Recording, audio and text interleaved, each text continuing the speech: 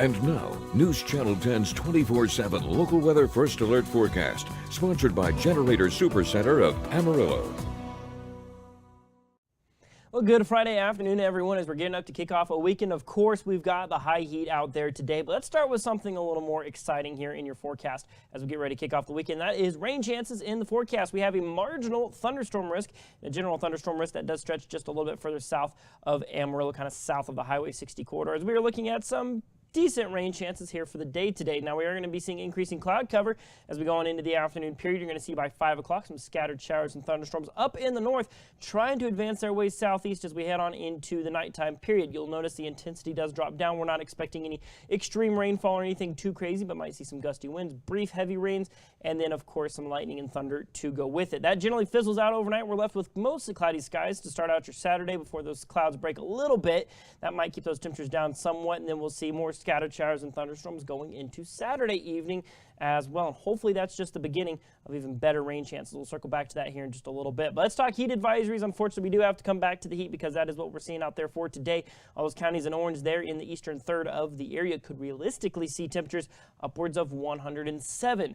Down in Paladero Canyon, we have an extreme heat warning where temperatures could reach as high as 110. So we are looking at some very high heat, life-threatening heat in parts of the area today. So let's talk temperatures as we're in the mid-90s here, right near the top of the noon hour. You're going to see triple digits as soon as 2 o'clock this afternoon with 102 for your high here in Amarillo, 107 in places like Guyan with Tucumcari, Clayton, maybe just barely escaping a 100-degree day, but still plenty warm out there. Evening temperatures down in the 90s with maybe some rain-cooled air there up in the northwest. You'll see right there, evening temperatures drop down into the 80s. And then we focus on the winds for the day as we're seeing breezy winds out there, 15 to 25 miles an hour throughout the day today. We're not really expecting that much to change. You'll see southerly winds as you go throughout your Friday and on into Saturday, more of the same. But Sunday, you're going to notice right here, I want to draw your attention to this going into your Sunday morning.